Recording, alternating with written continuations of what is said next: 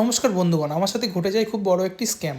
দমদমের north Dumdum এলাকায় আমি কিছুদিন আগে একটি ফ্ল্যাট বুক করি এবং ফ্ল্যাট বুক করার সময় আমাকে ফ্ল্যাটের প্রমোটার ১ বছরের মেইনটেন্যান্স অগ্রিম নিয়ে নেয় এবং আমার রেজিস্ট্রি কমপ্লিট হয়ে যায় এবং আমাকে সে সমস্ত ডকুমেন্টস দিয়ে দেয় এবং ফ্ল্যাটের চাবি দিয়ে দেয়।